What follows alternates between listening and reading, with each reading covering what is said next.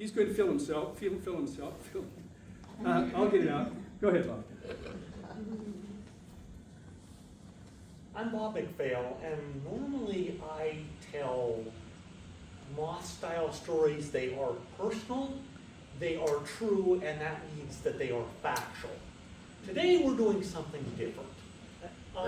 It is not personally about me, as you'll see. And I believe that there's a lot of truth in this story. However, some of the facts are true and some of them are not. And I hope you enjoy this story. My name is Mac, and I barely finished high school. I spent all my time drinking beer and chasing girls, and even I knew I wasn't college material. And so I like cars, and so I became a mechanic.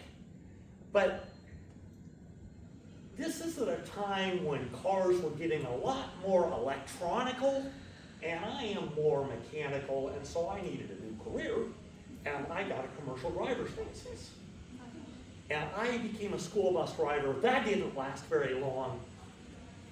Screaming children and mouthy teenagers bothered me. So I began driving semi-trucks. And for 40 years, I have driven semi-trucks. A couple years ago, I'm on the Jersey Turnpike headed north. It's rainy and dark, and some jerk in a BMW cuts me off. And I swerve to avoid him, and I drive my Freightliner that's carrying 30 tons of Taylor ham roll right into the back of a 15-passenger van. This made the news because it turns out that that van was carrying a load full of nuns up to Newark to minister to the poor and needy. All I can say is those nuns, they had some guardian angels watching out for them, because it turned out nobody was seriously injured. And I had a dash camera, and it proved that I was not at fault. But my boss had seen the news, and I lost my job anyway. He said something about the optics were bad. It's hard to find a job when you're over 60 years old. And I start looking at ads, and I find this ad, and they're looking for a licensed truck driver with mechanical skills, and it just has that and a phone number. I call the phone number, and I speak to a Mr. Bailey. He is the sole proprietor of Bailey's Big Show. It's a traveling carnival.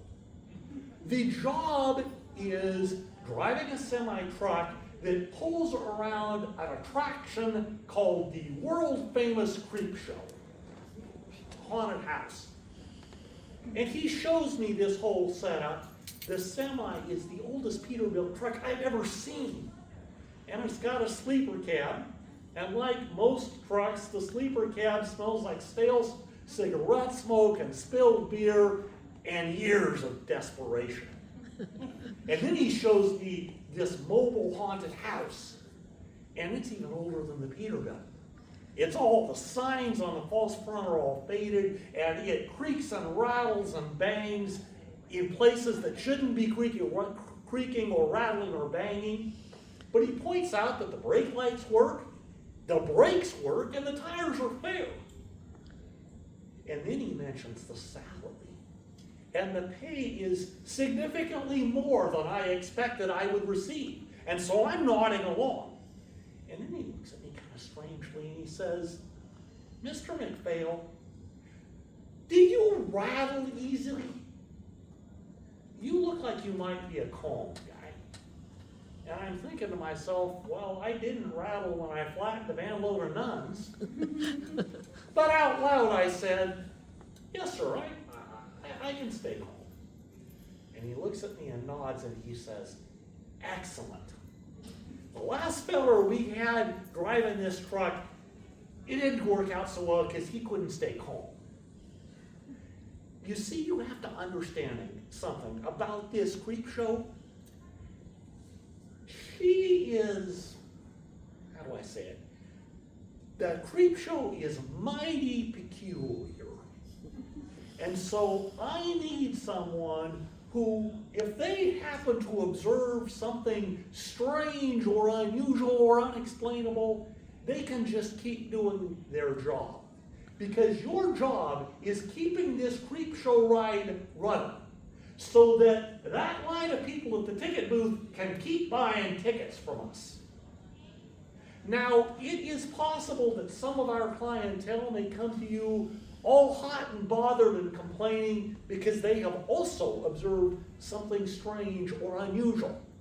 And in that case, what you need to do is keep those people away from that ticket line where the prospective customers are. Just send them to me. And by the way, can you be here on Sunday night about supper time? I'll show you how to take the ride apart, and then you need to haul her up to Delaware. Our next show starts on Wednesday.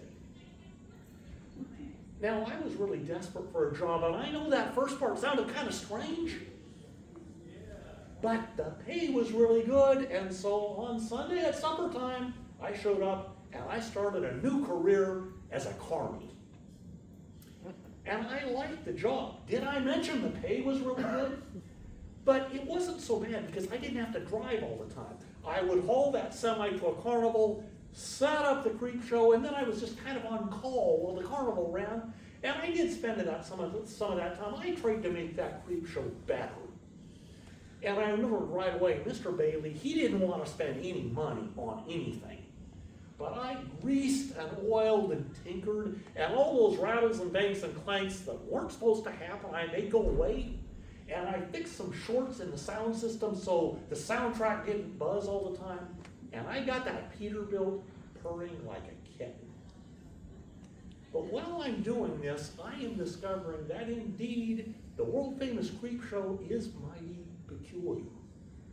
That ride would stop and then start again for no damn reason. Nothing was broken, and it just kind of ran on its own. And I got people all hot and bothered and complaining. People complained that the moaning in the room we called the Chamber of Horrors was way too loud. And I had worked on the sound system. There were screams, there were bumps in the night, but there wasn't any moaning. And then I'm driving around New Jersey in the middle of summertime, and I'm constantly get people coming to me to tell me there is a problem with the air conditioning. It's too cold. That ride didn't even have air conditioning. The truck didn't even have air conditioning.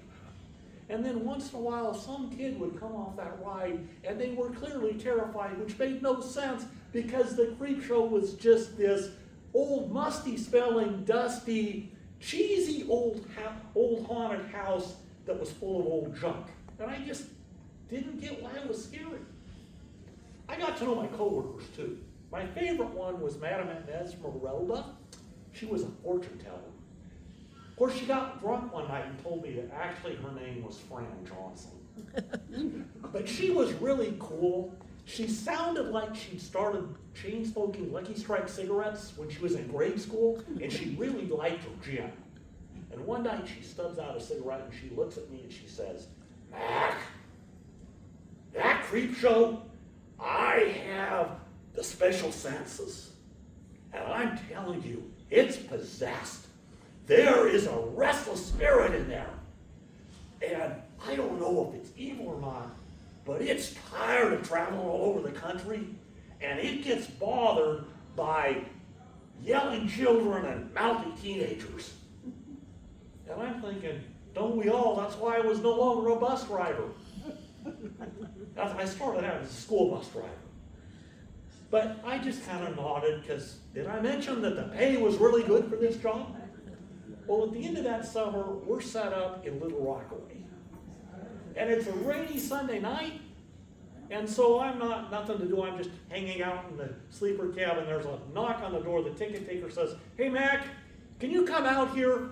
The ride has quit again, and there are some kids in the Chamber of Horrors room, and they're carrying on and yelling that they want to get out of the ride. Can you get them out and then see if you can get this thing started? There's a line." So I grab my tools and my flashlight, and I go through the back door of the ride, and the first thing I do is I shut off the main power switch, because this ride has a history of running on its own, and I don't want to be in front of one of those little cards that takes you through it when it starts itself. And then I take my flashlight and I go to the chamber of horrors, which is pitch dark. It should be because I just shut off all the power. But I can clearly hear really loud moaning and this voice that's saying, "Let me be." And there is not a single volt of power running through our sound system. This is impossible. And so I do what any sane, rational man would do. I pretend that none of this is happening, and I go about my job. And I'm shining the flashlight around to find out where these kids are, and I find the car down at the end of the room, and this little tiny amusement park car has this boy, and he's got this giant stuffed tiger he won on the Midway, and he's got his date with him. And even the tiger looks like it's scared to death. And so I take a deep breath and I try to be as calm as possible. And I'm like, "I'm sorry, folks. We have had a minor malfunction. Let me help you out of the car and then hop up on this catwalk here. If you walk down, you can see that little sliver of light by the door. Go through that door and there's some steps and you'll be out of the ride." And I must have sounded calm because that teenage boy grabs the tiger and heads down the catwalk. The teenage girl is a little more nervous, so I help her out of the car and we step onto that catwalk. And I had not ever paid much attention, but along that catwalk are these plaster of Paris or paper mache, life-size, faceless dummies just hanging there. And they're painted in glow-in-the-dark colors. Well, when we step onto that catwalk, there is this blast of really cold wind and this horrible smell. And that wind is strong enough that those dummies start dancing around.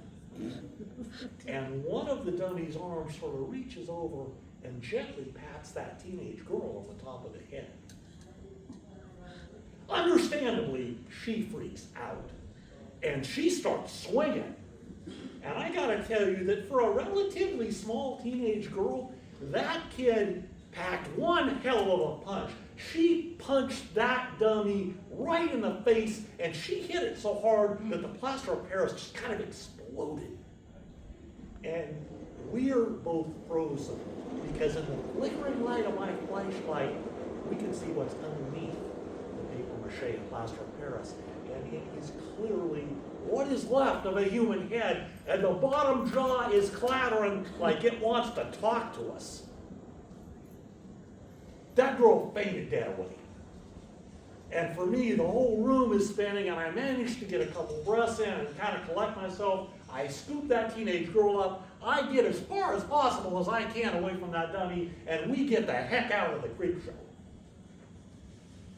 When she comes to, the girl goes into hysterics, and we call Mr. Bailey, and he decides we better call this kid's parents. I think he would have rather just like closed down early and had that whole carnival quickly and quietly leave town, but it had gone too far for that. And when that girl's dad gets there, it turns out that he is the Rockaway chief of police. And when his daughter calms down to tell him what had happened, our carnival isn't going anywhere. He starts an investigation. And he finds that indeed there is a body hanging in our creep show, but he says, you know, this is a cold case. That dummy's covered in dust and it's hanging by wire that's so old it's almost rusted through. And so he lets the carnival go on, except that of course he impounds the creep show for further investigation, and that means that I am out of a job again. I'm stuck in Far Rockaway, but it's kind of a nice little town. And I find a local garage, and they are specializing in vintage cars. And they are more than happy to hire a mechanic who may not know how to read computer codes in an electronic car, but can rebuild a 4-barrel carburetor. And so I settled there. So I'm still around 6 months later when the local paper does a follow-up article on what they have dubbed the case of the carnival corpse. That sheriff, he did a good investigation, and they started out with an autopsy, and that was indeed a body, somewhat mummified, and in the body's mouth they found these old buffalo nickels, and some sideshow tokens, and some good detective work provided a few answers. You see, back in 1910, there was this man named Elmer. And he decided to become an outlaw, but he was really bad at being an outlaw. And so he had a very brief life of crime that ended up in a shootout with the local sheriff. And this is at a different time. And back then, dead outlaws were kind of a tourist attraction. And that was poor Elmer's fate. He was shown in a sideshow for about 30 years. Until finally sideshows and dead outlaws were a little less popular, and that sideshow went broke. And they sold everything that was left to an outfit that built carnival rides. And for unknown reasons, poor old Elmer ended up plastered and hung in that creepshow ride for the next 70 years or so. The paper said the sheriff declared the case closed. It did mention that Elmer had been given a good Christian burial. It did not mention what those kids and I had seen and heard in that chamber of horrors. And I have thought about that every time I get hit in the face with a cold wind since. And you know, I only worked for that carnival for about 6 months, and I grew tired of traveling, and I found screaming kids and mouthy teenagers to be bothersome. The article said Elmer had hung out in there for 70 years, and I bet he was way more bothered than me, and I hope he's resting in peace.